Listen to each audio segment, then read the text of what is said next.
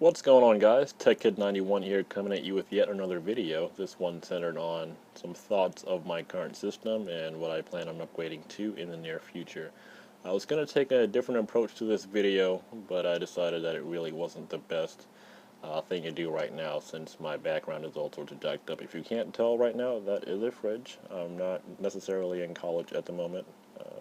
So that's a long story, but I'm in this room right now based on the type of job that I have, and if you can figure out what that is, awesome for you. I'm not really going to say right now because of the way things are going in this world, but anyway, here I am, and thanks for watching this video. I hope you watch completely through it, and let's get started. So I'm not sure if the first thing you guys are looking at is the first thing I'm staring at as I'm currently shooting this video, which is that ridiculous assortment of colored wires, of which my 24-pin connector, which supplies power to the rest of the board, of course, is comprised of, or that it entails. That's it right there, guys. I zoom in to give you a more, I don't know, a clearer look at it.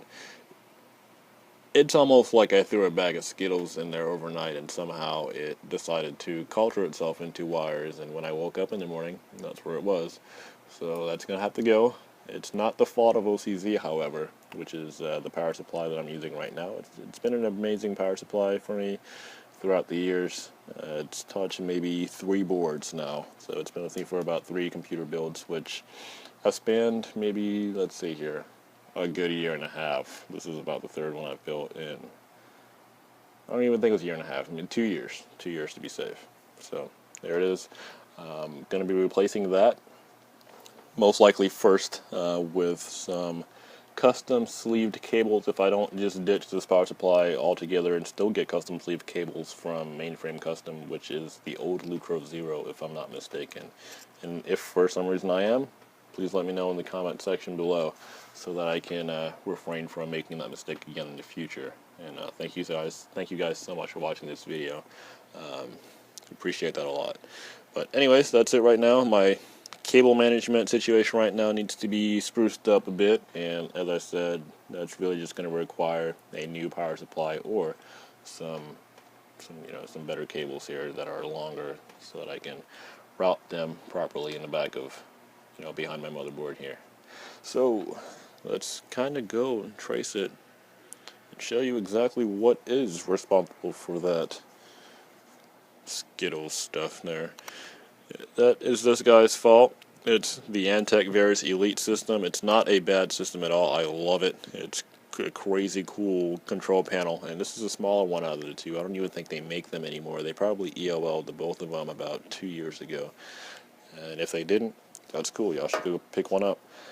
It comes with a remote control, and you can do stuff like power on your system from halfway across the room because it's IR based, and it's pretty cool. But that's another video, and if you guys would like me to do a dedicated review on that product, please let me know and I'll get that done. But moving on, the next upgrade that I'm going to be making is centered on my RAM here. I'm going to get rid of those blue dim sticks, and if you can tell right now, everything that I have been saying I'm going to upgrade is based on my color scheming here, which is red, black, and a subtle hint of white. So I'm probably going to stay with Kingston with their HyperX series here and just upgrade to some Furies and get the black or red ones. I don't know which one to get. Probably going to go with the red, but I don't know. We'll see how that goes. But those blue dims need to go, and that's definitely something that I'm going to be taking into consideration soon as I wait for my paycheck to get to me. Payday, yo. Moving on from there, it's my GPU. It's the XFX R7750. If you can't see that right now, which you should be able to see, yes, you can see it. So if I insulted anybody's ability to read just now, I do apologize for that. But that board is going to be upgraded, hopefully, to a GTX 970. It's probably going to be the Asus Strix Edition, since, as I just said, I'd like to keep the color scheme, kind of uniform in here. Moving on from that is my power supply. Wow, not the power supply. That's not a power supply. It'd be kind of weird if it was, though, the way it's sitting on top of the CPU. It is my liquid cooler. It's old, just like a lot of things in this case, and because I said, not too long ago that a lot of this stuff has been with me for a number of builds, and this is one of them, the Old Faithful. If you follow me on Instagram at techkid_91, a couple of weeks ago I posted a video about it, making a pretty scary sounding, erratic, just out of this world bad sound. And that was coming from the pump. I was convinced that it was really just broken. So what I did was I left everything, the radiator, everything mounted.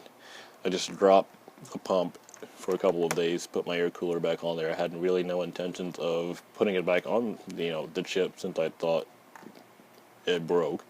But it didn't. It's back up there. It's been running stable again for, let's say, about 2 weeks now. So the fact that it's not broken is something that I'm proud of, because I wasn't really prepared at the time to go out and buy a new liquid cooler for my system.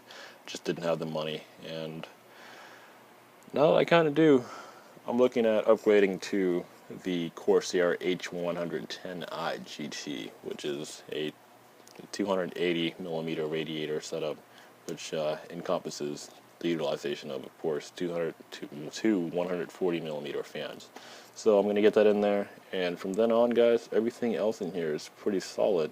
Again, if you follow me on Instagram, you know that I recently upgraded from the Z68 based chipset based, Asus ROG Maximus 4 Gen Z, which did not have PCI Express 3 support, and that's really one of the reasons I upgraded to this awesome Z97 chipset based Maximus 7 Hero. It's an amazing board, guys. It looks pretty freaking cool, and I'll upload another video that really just highlights my thoughts of my current system. But this is a video that's really just gonna hopefully serve as a, I don't know, something for me to look forward, to look back at in a couple of years, or maybe a couple of weeks after I've made the upgrades. And thanks for watching this video, guys. Please do remember to comment, rate, subscribe. Let me know how I did. I'd love to continue bringing you guys content. I know I'm not the best at it right now, but with your guys' help, I'm definitely going to take every, comment, as constructively criticizing as they may be, to heart, and I'll make these videos better. So thank you for watching. This is TechKid91, out.